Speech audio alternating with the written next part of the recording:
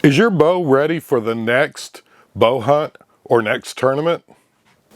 Don't let poor maintenance ruin your next shot. Stick around as we break down the essential tools every archer should have in their little toolbox, and then we're also going to throw in a couple of bonus tips towards the end. So let's get to the video.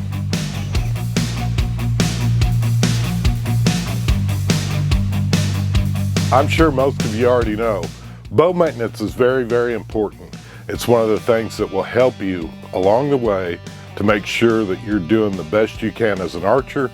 It's also going to help you get more consistent in your shots, because a little problem here or there with your bow, and then all of a sudden you notice your accuracy is starting to decline.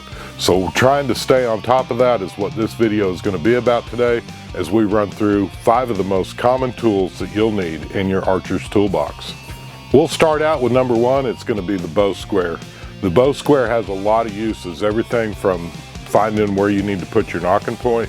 It also helps you keep on top of your bowstring when you're talking about your brace height, because as your string stretches in, it will sometimes change your brace height. If you know right off the bat and you're keeping track of that, and it's very, very important, especially if you guys are using traditional bows like the longbow or the recurve. Those Flemish twist strings have a tendency to stretch a lot more than the newer strings that you're going to find on compounds. But keeping an eye on your brace height is very important. And then again, like I say, when you're setting up your bowstring, maybe you've had to change out the D-loop, something like that, it's going to help you get your knocking point and keep it on right. And then you can also, if you guys haven't started doing this already, get you a little log, keep track of everything, keep track of your numbers, and it's going to make your life so much better as an archer. One of the next tools that is very, very common, and that's going to be Allen wrenches.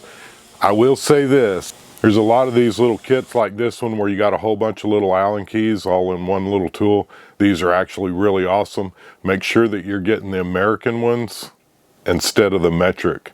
Most of your bow companies are still using American sizes, so this is going to be the one you want.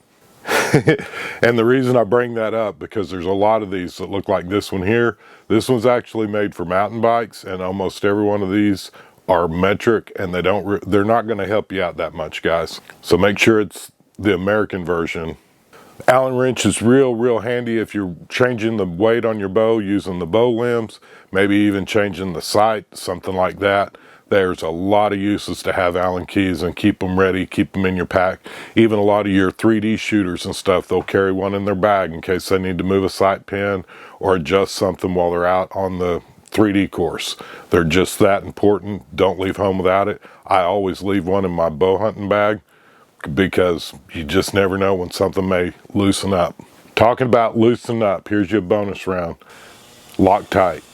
Keep you some of this handy, put it in your tool bag every once in a while. And if you guys go back and watch that Scott Jaws release, I talked about how it loosened up. Put some blue Loctite on it, haven't had any problems with it since. Next up is going to be string wax. If you guys get to shooting, you're going to notice that you're going to start seeing a few little fibers coming out on your bowstring. You want to keep an eye on that. And I'm going to show you real quick. We're going to show you how you put on just a real light coat. You can burn that in with your hands, use a piece of leather. In the past, when I was a kid, I used to actually use wax paper, and you can just, the friction of you rubbing your fingers up and down after you kind of get some of this wax on the string, you can use your friction. The next step, which I didn't learn until I was older, was you want to get some of your string, extra string, and rip off all that extra wax. I'll show you what I'm talking about, because you want to get all this dirty wax off, and you'll notice that the string actually looks cleaner after we waxed it and we've stripped all the gunk off of it. It's another way to just make your string last longer, and it's something to keep an eye on. Don't put too much wax on it, because the big problem is you get too much wax on your string, it's going to start collecting a lot of dirt, debris, and junk.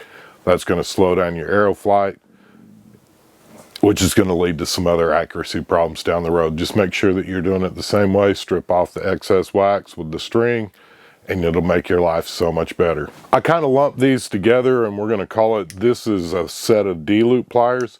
If you guys haven't seen me using the Dloop pliers, we've got another video, I'll link it up here, showing you how we use these. This is a set made by Easton. There's several others out there. It's a tool that you don't need all the time, but it does come in handy when you do need it. And then if you're still using some of the old like brass nocks, say you're using a trad bow and you're using the brass nocks instead of tying them on, pair of Nock pliers. These pliers here are probably 30 years old. They'll last forever. All you got to do is just put a little bit of frog lube or some other kind of lubricant on it just to keep them from rusting up. They'll last forever. Continuing on, as we're talking about the string, you might want to look into one of these little jewels right here. This is a serving jig.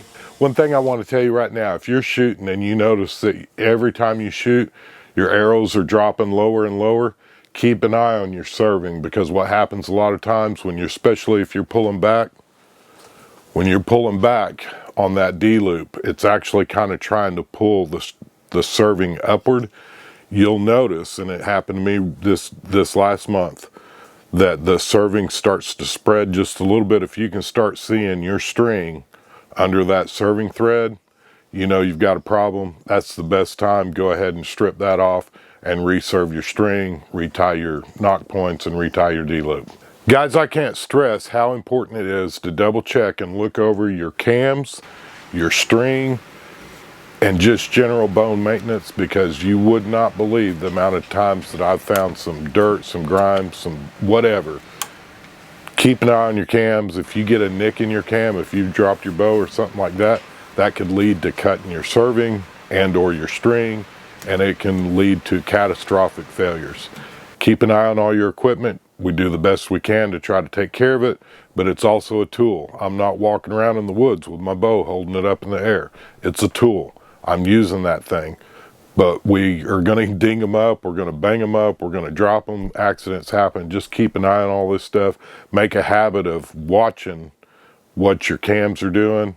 Keep an eye on, every time you go to pick up your bow, just kind of glance over it, look over your string, your cables, make sure that everything's where it's supposed to be and you don't have any significant signs of wear.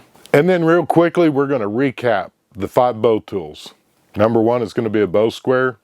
Next up is going to be the Allen wrench set. Next is going to be the string wax. 4 is going to be the Dloop pliers and or Nock pliers, or both of them. And then the last one on the list today is going to be the serving jig, and that will help you replace your serving. There's different sizes of serving, and we can talk about Nock fit in another video. But that's going to be the top 5 for today's video. And then also, I promised you at the very beginning, we were going to show you a couple of tips. The one tip's going to be stripping the wax off your string with that string that I just showed you a minute ago. And then lastly, if you're going to be doing much bow maintenance on your own, you might consider looking into getting a bow press. We've got that Last Chance Archery. It's the green bow press. And this thing has been a game changer for our shop as far as being able to do maintenance on our own bows. It's nice to have your own tools. The other added benefit to that is, not only do you not have to drive there, you're learning more about your bow. The more you learn about your bow, the more it will be an extension of you and make you a better archer. All right, so that's our top 5. What's your top 5? What's in your toolkit? Comment down below. We'd love to hear from you on these videos like this. We're not going to be able to name every tool, but I'm interested. What's your favorite tool and why? And maybe what's a top 5 that should have been in this list that didn't make it? Comment down below. Let us know what it is that we missed in this video. And again, I hope that you all have a blessed week, and let's get outside and make something happen.